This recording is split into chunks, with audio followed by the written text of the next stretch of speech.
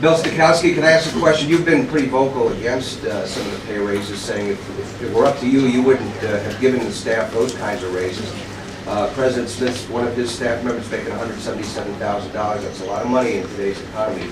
What's your reaction to the pay raises to some of the top staffers in the majority? Actually, Rich, I already answered that question for you. I don't know why you want to ask it again. But I just generally reflect. We did that question and answer. You'd have a tendency to come back and ask me the same question over and over and over again. And what I'll tell you is the same thing I told you before.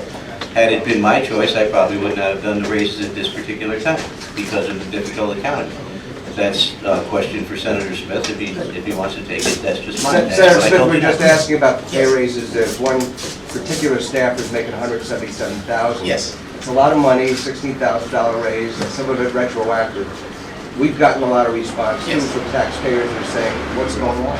You know, and I'm so glad that the question was asked. I think clarity is very important, and I hope that you will do the State Senate justice by reporting the full story.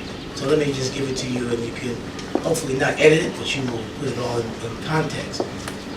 When we took over the majority, one of the first things we did by making our deposit on this financial crisis in the state of New York, contrary to the Republicans who ruled the Senate for 40 years, we cut our staff budget by $8 million.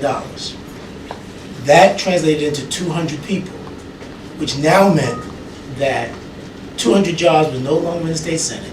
Individuals who are now working had to take on 2 or 3 jobs. The third thing we did, trying to be fair and understanding the trauma of losing work, we held every Republican staff person on until April, a $3 million cost to the state Senate. So let me just be clear. $8 million we cut out, we got rid of 200 people, and yet and still, to allow people to transition out, we held all the Republican staffers until April. Now, in January, because of the increased workload, which everybody understands, staff gets their increases. We actually asked the staff to forego your increase.